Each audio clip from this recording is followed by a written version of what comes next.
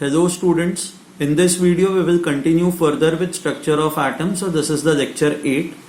In the previous lecture we had derived these relationships. So we had found out the total energy which is minus 13.6 z square by n square. See हमारे लिए kinetic and potential energy जो है ना वो उतनी important नहीं है. हमारे लिए जो ज्यादा इंपॉर्टेंट है that is basically the total energy. Expression for total energy is very very important for us. ठीक है. सो अब हम लोग इसी पे फोकस करेंगे. So now what we are going to do is we are going to start off with hydrogen atom. Now when we talk of hydrogen atom के लिए हमें पता है कि एटॉमिक नंबर जो होता है that is 1. So hydrogen atom के जो न्यूक्लियस में बस एक ही there is only one proton present. So for hydrogen atom the atomic number is equal to 1. Okay. So therefore okay total energy is equal to minus 13.6 z square by n square. z की value आप 1 put कर दोगे तो आपको ये आ जाएगा minus 13.6 upon n square electron volts. Okay. So now as n changes, total energy will keep on changing, right? Total energy की जो वैल्यू है वो that will keep on changing. So let me draw a simple table over here. जहाँ पे n versus total energy that is minus 13.6 upon n square electron volts. ये total energy जो है वो total energy, let's find it out. So n की value 1 है. If you put n as 1, तो if you put n as 1 total energy would be minus 13.6 divided by 1 square. This is minus 13.6 electron volts. सो अब n की value 2 put करता है तो देखता है क्या होता है. So minus 13.6 upon 2 square. So this is minus 13.6 upon 4. So this is minus 3.4 electron volts. If you put n as 3 क्या होगा. ये हो जाएगा minus 13.6 upon 3 square minus 13.6 upon 9. So this is equal to minus 1.51 electron volts. If you put n as 4 ये हो जाएगा minus 13.6 upon 4 square that is minus 13.6 upon 16. ये हो जाएगा minus 0.85 electron volts. If I put n is equal to 5 this will be equal to minus 13.6 upon 5 square minus 13.6 upon 25. This is minus 0.54 electron volts. Okay. And finally आप जैसे जैसे दूर जाते जाओगे ये नंबर जो है माइनस अभी के लिए भूल जाओ तो ये नंबर्स छोटे होते जा रहे हैं ना. तो जब इलेक्ट्रॉन बहुत दूर आएगा सो व्हेन जब ये जैसे फॉर एग्जांपल ये आपका न्यूक्लियस है, ये फर्स्ट शेल है, ये सेकेंड शेल है, this is your third shell, this is your fourth shell, this is your fifth shell. अब इलेक्ट्रॉन जैसे जैसे दूर जाता जाएगा n की वैल्यू जो आपकी बढ़ती जाएगी. सो जब इलेक्ट्रॉन बहुत दूर होगा तो your n will be very large ना. n is very large. Okay. Now when I say n is very large, just a minute, sorry. हाँ. I'll say n tends to infinity. Now if n tends to infinity तो ये आपकी energy कितनी हो जाएगी minus 13.6 upon infinity square that is minus 13.6 upon infinity. Anything divided by infinity is 0. Okay. So now let's do one thing कि हम लोग ना अब वैल्यूज पुट करना स्टार्ट करते हैं. सो फर्स्ट शेल के अंदर इलेक्ट्रॉन की जो एनर्जी है this is first shell. So minus 13.6. ये जो सेकेंड शेल है सेकेंड शेल की एनर्जी जो है माइनस 3.4. थर्ड शेल की जो एनर्जी है that is minus 1.51. Fourth shell की जो एनर्जी है that is minus 0.54. And fifth shell की जो एनर्जी नहीं माइनस 0.85. एंड फिफ्थ शेल की जो एनर्जी है that is minus 0.54. Okay. Now यहां पे यू कैन सी दैट हर एक शेल की एनर्जी फिक्स्ड है. तो as long as electron is present in this shell, it will always have a total energy of minus 13.6 electron volts. जैसे ही electron second shell में होगा, ये हाइड्रोजन एटम की हम लोग बात कर रहे हैं, ओके. तो जैसे ही इलेक्ट्रॉन ये सेकेंड शेल में होगा, इसकी एनर्जी होगी माइनस 3.4. जैसे ही वो इलेक्ट्रॉन थर्ड शेल में होगा, उसकी एनर्जी होगी minus 1.51. So whenever electron is present in any shell, it does not lose energy. Okay? उसकी जो एनर्जी है, मान लो इलेक्ट्रॉन फिफ्थ शेल में, तो उसकी एनर्जी जो होगी वो हमेशा माइनस 0.54 इलेक्ट्रॉन वोल्ट ही होगी. ओके, सो इसलिए इन ऑर्बिट्स को हम लोग नाम देते हैं एनर्जी लेवल्स और एनर्जी शेल्स.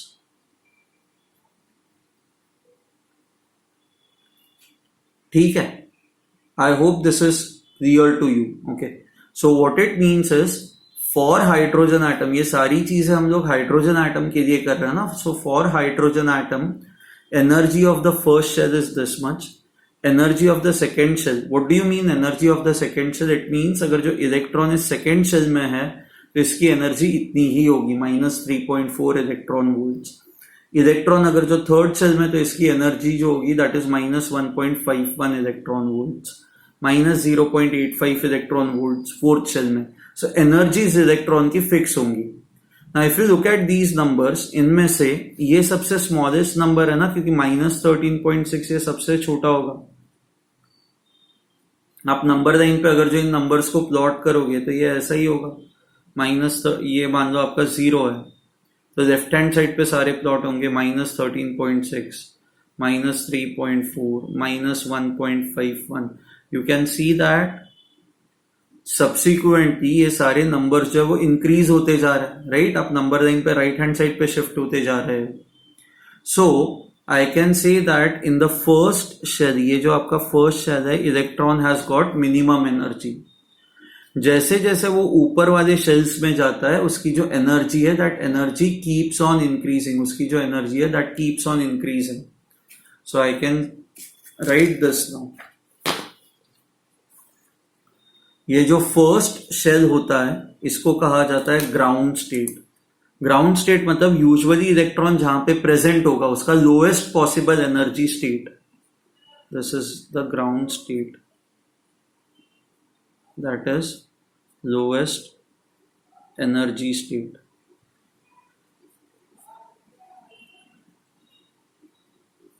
Okay, अच्छा. नाउ हाइड्रोजन एटम के अंदर एक ही इलेक्ट्रॉन होता है, वो एक इलेक्ट्रॉन हमेशा फर्स्ट शेल में ही प्रेजेंट होगा. एंड जब वो फर्स्ट शेल में होगा तो वो हम कहेंगे कि electron is present in the ground state, and उसकी जो एनर्जी है that is minus 13.6 electron volts. Okay, अब जैसे जैसे ये जो इलेक्ट्रॉन है, ये आप इसको एनर्जी देते जाओ तो ये इसकी एनर्जी इंक्रीज होती जाएगी. अब इलेक्ट्रॉन की एनर्जी इंक्रीज हो गई तो माइनस 13.6 में एडजस्ट ही नहीं कर पाएगा, तो उसके बाद वो जाएगा हायर लेवल्स पे, ये सेकेंड लेवल पे, थर्ड लेवल पे, फोर्थ लेवल पे, फिफ्थ लेवल पे. तो सेकेंड लेवल ऑनवर्ड्स आगे के जो सारे लेवल्स होते हैं, फिफ्थ नहीं मतलब आगे के सारे लेवल्स को कहा जाता है एक्साइटेड स्टेट. एक्साइटेड स्टेट, मैं शॉर्ट में लिखता हूं ES. ओके, नाउ ये जो सेकेंड शेल है, it is your first excited state. This becomes your first excited state. So n equal to 2 is your first excited state. n equal to 3 becomes my second excited state. n equal to 4 becomes my third excited state. ठीक है, तो इस तरह से आगे वाले excited states आते जाएंगे. सो n equal to 2 becomes your first excited state. Okay, so ground state क्या होता है ये आपको समझ में आया, एक्साइटेड स्टेट क्या होता है ये आपको समझ में आया. ओके, अब अगर जो इलेक्ट्रॉन फर्स्ट ऑर्बिट में है एंड आपको इसको फर्स्ट ऑर्बिट से सेकेंड ऑर्बिट में भेजना है, तो आपको इस इलेक्ट्रॉन को एनर्जी सप्लाई करनी पड़ेगी. So before we do this, let me write down few things.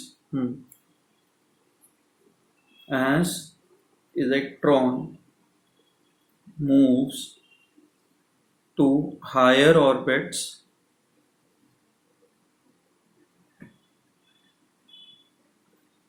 its total energy increases.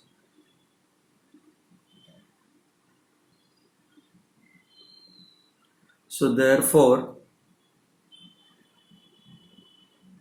to move electron to higher orbits,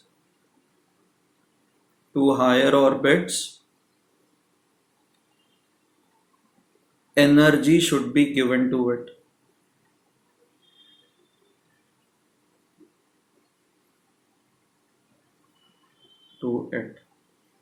Okay. To move electrons to higher orbit, energy should be given to the electrons. तो मान लो मतलब for example मान लो आपको electron को initially electron first state में n equal to 1 ground state में है, आपको n इक्वल टू 1 से इसको आपको भेजना है n इक्वल टू 2 पे. So therefore energy required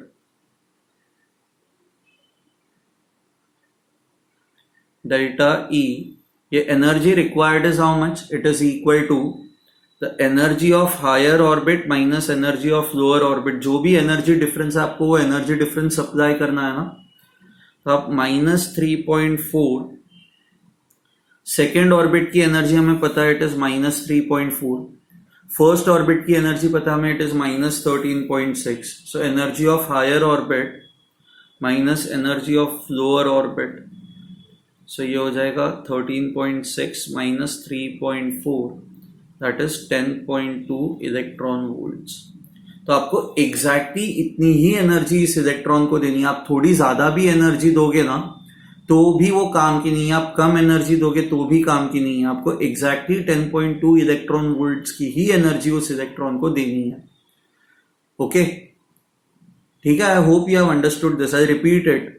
To push electron from first orbit to second orbit in hydrogen atom, आपको उस इलेक्ट्रॉन को एग्जैक्टली इतनी एनर्जी देनी है. To provide exactly this much amount of energy. Okay, similarly when electron jumps from higher orbit to lower orbit, when electron jumps from higher orbit to lower orbit, it emits energy. जो भी extra energy है वो emit कर देता है. And energy emitted कितनी होगी? Energy emitted delta E is simply equal to energy of higher orbit minus energy of lower orbit. ये जो भी एनर्जी डिफरेंस है दैट एनर्जी इज एमिटेड. सो अब आपको समझ में आया, इलेक्ट्रॉन को नीचे से ऊपर भेजना हो तो आपको उसको एनर्जी देनी पड़ेगी. इलेक्ट्रॉन हायर ऑर्बिट से लोअर ऑर्बिट पे आ रहा हो तो वो एनर्जी एमिट करेगा. ये जो भी एनर्जीज है, whether you give it to electron और whether you remove it from the electron, ये जो भी आपके एनर्जीज है ना, ये एनर्जीज आपको रेडिएशंस के फॉर्म में ही एक्सचेंज होंगी.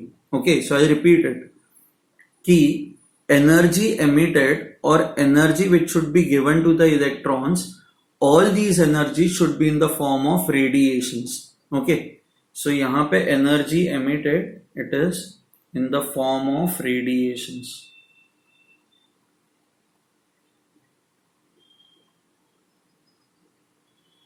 Okay, हाँ, हमें ये पता है कि किसी भी रेडिएशन की, radiation is nothing but photon और इलेक्ट्रोमैग्नेटिक वेव. तो ये जो भी एनर्जी एमिट हो रही है delta E, this is nothing but energy of the radiation और एनर्जी ऑफ द फोटोन. ये delta E is nothing but hc by lambda. So if you know delta E, you can find out the wavelength. आपको अगर जो ये पता हो कि कितनी एनर्जी एमिट हो रही है तो उसके बेसिस पे आप लैम्डा जो है वो फाइंड आउट कर सकते हो. यूजुअली ये जो एनर्जी होगी ये हमें मिलेगा इलेक्ट्रॉन वोल्ट्स में. You will get this in electron volts. H into C मैंने आपको बताया है कि when energy is in electron volts and wavelength is in angstroms, hc की वैल्यू जो आपकी होगी दैट विल बी 12400. तो उस केस में आपको जो वेवलेंथ मिलेगी that will be in terms of angstroms. ठीक है, I hope this is clear to you. Okay, so जो भी एनर्जी एमिट होती है जब कभी इलेक्ट्रॉन हायर ऑर्बिट से लोअर ऑर्बिट पे, हायर ऑर्बिट से लोअर ऑर्बिट में जंप करता है, तो जो भी एनर्जी एमिट होती है that is in the form of radiations, and ये जो भी एनर्जी एमिट होगी that will be nothing but the energy of the radiation, that is energy of the photon. And हमें ये पता है डेल्टा ई कैसे निकालते हैं, it is the energy difference between the two shells, and energy of the photon can be written as hc by lambda। तो इसको use करके आप वेवलेंथ फाइंड आउट कर सकते हो, you can find out the wavelength okay of the emitted radiations. Now इसी को use करके there is something called as hydrogen spectrum, जो अब हम लोग पढ़ेंगे। Okay, now we will start off with hydrogen spectrum. Okay, now hydrogen spectrum की अगर जो हम लोग बात करें तो ये हाइड्रोजन स्पेक्ट्रम के अंदर, एक मिनट बस, हाँ, हाइड्रोजन स्पेक्ट्रम एग्जैक्टली होता कैसी, हम लोगों ने दो टाइप के स्पेक्ट्रा पढ़े हुए हैं, एक होता है अब्जॉर्प्शन स्पेक्ट्रम, एक होता है एमिशन स्पेक्ट्रम। तो ये जो हाइड्रोजन स्पेक्ट्रम की हम लोग बात कर रहे हैं, this is basically the emission spectrum. Emission spectrum में जब इलेक्ट्रॉन हायर स्टेट से लोअर स्टेट पे आता है तो इट एमिट्स रेडिएशंस, तो उसको ही कहा जाता है, जब आप उन रेडिएशंस को प्लॉट करते हो, उन रेडिएशंस को स्टडी करते हो, तो उसको कहा जाता है emission spectrum. Okay fine. Now if you think of an hydrogen atom, बहुत सारे अलग अलग एनर्जी लेवल्स है ना, या अलग अलग शेल्स है। So this is n equal to 1, this is n equal to 2, this is n equal to 3, ये लाइन से n equal to 4, n equal to 5, and ये finally you have n equal to infinity. n equal to 1 की जो energy है वो हमें पता है -13.6 electron volts, this is -3.4 electron volts, this is -1.51 electron volts, -0.85 electron volts, this is -0.54 electron volts। okay, now electron मान लो higher state पे है, ठीक है, इलेक्ट्रॉन हम लोग मान के चलते हैं कि it is in, let's say right now, see electron के लिए ग्राउंड स्टेट तो n इक्वल टू 1 होती है, this is the ground state, but वो ग्राउंड स्टेट में तो एनर्जी एमिट नहीं करेगा ना। इलेक्ट्रॉन जब हायर स्टेट्स में होता है, इन एक्साइटेड स्टेट्स में होता है, तब वो वापस जब नीचे आता है तब जाके वो एनर्जी एमिट करता है, करेक्ट। तो लेट्स से इलेक्ट्रॉन जो है ना, let's say it is in the fifth shell. Okay, now ये जो फिफ्थ शेल में इलेक्ट्रॉन फिफ्थ शेल से डायरेक्टली फर्स्ट शेल पे भी जंप कर सकता है ना। So first possibility is basically electron जो है it will jump from fifth shell to the first shell। ये सीधा fifth। Okay, so you can see that there are four possibilities। वो fifth से 4 पे jump कर सकता है, fifth से वो 3 पे jump कर सकता है, fifth से डायरेक्टली 2 पे jump कर सकता है, या fifth से वो 1 पे jump कर सकता है। हाँ, हर एक केस में एनर्जी डिफरेंस आपका अलग है ना। यहाँ पे आपका एनर्जी डिफरेंस कितना होगा, -13.6 एंड -0.54, जो भी इनका मतलब -13.1 का रफली एनर्जी डिफरेंस होगा। यहाँ पे आपका एनर्जी डिफरेंस कुछ और है, यहाँ पे एनर्जी डिफरेंस कुछ और है, यहाँ पे एनर्जी डिफरेंस कुछ और है। हमें ये पता है ना, डेल्टा ई जो है that is equal to hc by lambda। तो अगर जो आपका ये एनर्जी डिफरेंस जो है, अगर जो डेल्टा ई चेंज हो रहा है तो आपका वेवलेंथ भी चेंज होगा, hc by delta E। So you can see that as this changes, your wavelength changes, and we know that wavelength is inversely proportional to energy difference। So आपकी energy difference जितनी ज्यादा होगी उतनी आपकी wavelength जो होगी वो कम होगी। So now the point is this, for every transition from this, आपका जो एनर्जी डिफरेंस है दैट इज डिफरेंट। तो हर एक केस में जो फोटोन एमिट होगा उसकी जो वेवलेंथ होगी वो अलग होगी, करेक्ट। ओके, नाउ आप वो वेवलेंथ जो है वो मेजर कर सकते हो, you can measure the wavelengths. Okay, now if electron is in the fourth orbit, कौन कौन से ट्रांजिशंस पॉसिबल है, वो 4 से 3 पे जंप कर सकता है, 4 से 2 पे जंप कर सकता है, या 4 से सीधा 1 पे जंप कर सकता है। तो late me draw it over here. वो 4 से 3 पे जंप कर सकता है, वो 4 से 2 पे जंप कर सकता है, या फिर वो सीधा 4 से जो है वो 1 पे जंप कर सकता है। Late me draw that over here.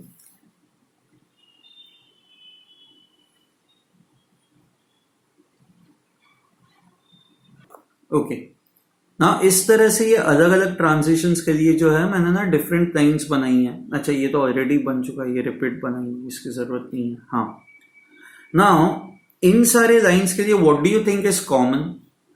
C if you look at this line, the higher orbit number, sorry, the higher orbit number is the fifth one, lower orbit number is first. आप ये line देखोगे तो higher orbit number is fourth, lower orbit number is 1. So इन चारों lines के लिए जो एक चीज कॉमन है, that is your lower orbit number. Lower orbit number is equal to 1 in every case. Now इन लाइंस को टुगेदर ऑल दीज लाइंस, इसमें ना बहुत सारे लाइंस होंगे ना, 6 to 1 होगा, 7 to 1 होगा, 8 to 1 होगा. तो इस तरह से there would be infinite number of lines. आपकी जो आखिरी लाइन होगी वो आखिरी लाइन कौन सी होगी? So if you see over here, your last line would be from infinity to first one. So आपकी आखिरी लाइन जो होगी, let me draw it this way. Okay,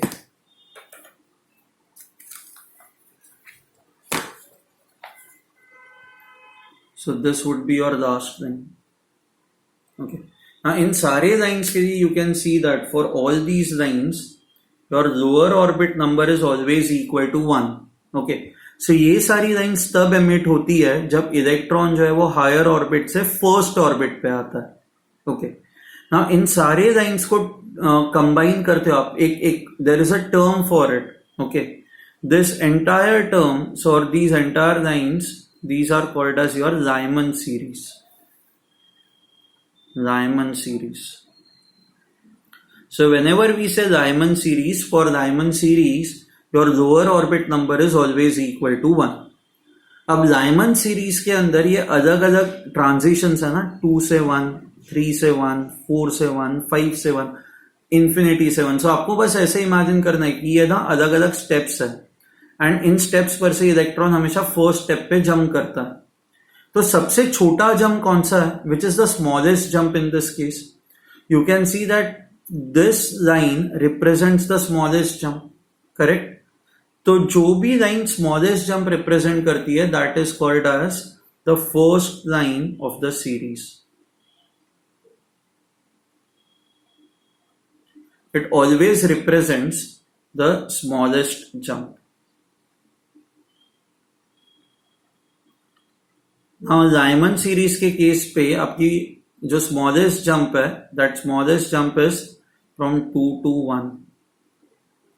so when you से first line of Lyman series, it represents transition from second orbit to first orbit. Okay, अच्छा, now ये jump सबसे छोटा है इन सारे लाइंस में. अगर जो आप कंपेयर करोगे तो ये जो जंप है ये सबसे छोटा है. तो जंप छोटा है तो एनर्जी डिफरेंस भी सबसे कम होगा. अब एनर्जी डिफरेंस कम है तो I can say first line has, so यहां पे जब इलेक्ट्रॉन सेकेंड ऑर्बिट से फर्स्ट ऑर्बिट में जंप करता है, और इस केस में जो भी ये रेडिएशन एमिट होती है, that radiation has got lowest energy. This radiation has got lowest energy. Okay, this radiation lowest energy है, so it will also have lowest frequency.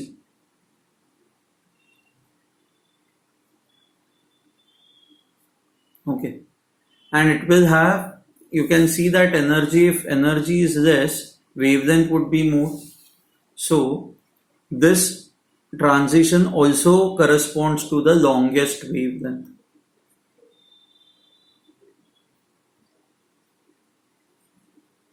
Okay, तो आपको फर्स्ट लाइन के लिए ये जो चीज है ना, ये चीजें आपको फर्स्ट लाइन के लिए याद रखनी है. To remember these things about first line. It represents smallest jump, so it corresponds to lowest energy, lowest frequency and longest wavelength, highest wavelength. Now इसी के साथ आप कंपेयर करते हो तो ये जो है, ये आपका हाईएस्ट जंप है, ये अब आपका हाईएस्ट जंप है. So this is your biggest jump of Lyman series. Now biggest jump है तो इसको मैं कहूंगा last line of Lyman series. Okay, Now last line of Lyman series is basically transition from infinity to 1. Okay. Now ये biggest jump है तो यहाँ पे energy will be maximum. So this has got highest energy.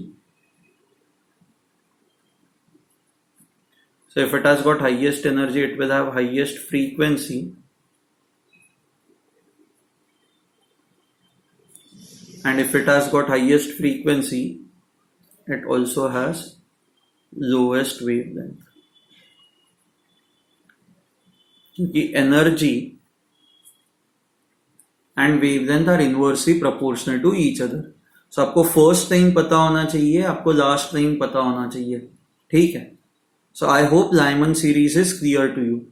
अब यहाँ पे जो Lyman series के अंदर जो सारी wavelengths है ना, आप अगर जो इनको study करोगे for hydrogen atom, okay, what you will find is कि all these lines they belong to ultraviolet region.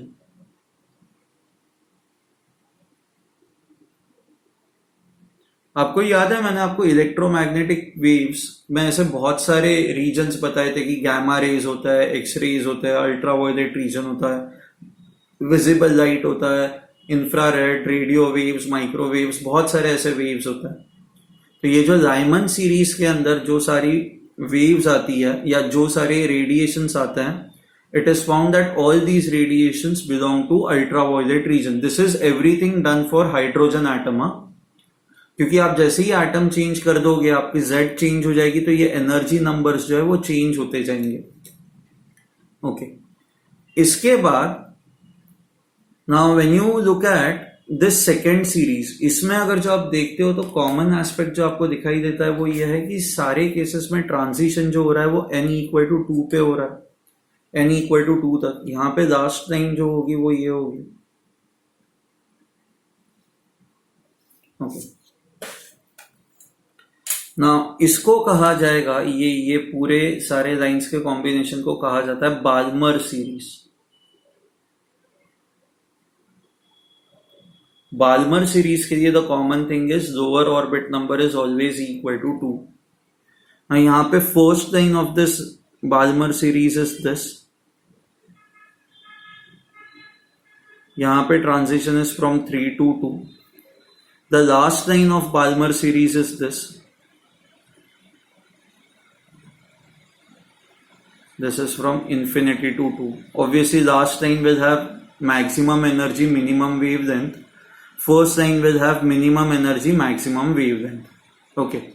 Now यहाँ पे ये सारे जो यहाँ के अगर जो रेडिएशंस को आप एनालाइज करते हो तो ये सारे जो होते हैं ना ये विजिबल लाइट के रीजन में आता है. Okay. So Balmer series I can say this corresponds to visible light.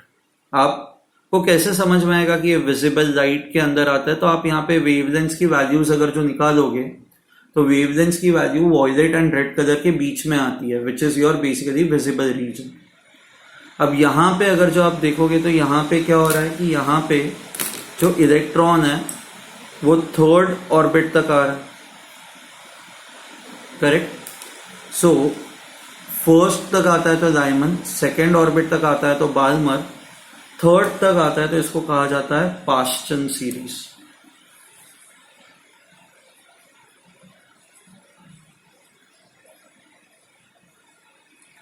Paschen series के अंदर आपका लोअर ऑर्बिट नंबर जो होता है that is equal to 3. And ये जो सीरीज होती है it belongs to infrared region. So ये सारे जो रेडिएशंस हैं इंफ्रारेड, ये सारे जो रेडिएशंस हैं उनकी आप वेवलेंथ मेजर करोगे तो वो वेवलेंथ जो है वो इंफ्रारेड रीजन में आती है. ओके. इसके बाद जो नेक्स्ट लेवल है दैट इज यहाँ पे अगर जो आप देखोगे तो लोअर ऑर्बिट नंबर इज 4. इसको हम लोग कहते हैं Lyman Balmer Paschen Brackett series.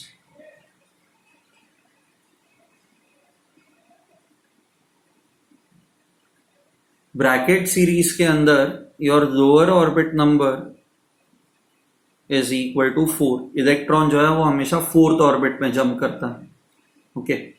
And even this comes under your infrared reason. Infrared reason. अच्छा, इसके बाद वाली सीरीज मैंने बनाई नहीं है। इसके बाद वाली सीरीज में इलेक्ट्रॉन जो है वो 5th ऑर्बिट तक जंप कर रहा है। सो 6 से 5, 7 से 5, 8 से 5। ओके, नाउ इसको कहा जाता है, this becomes your Pfund series.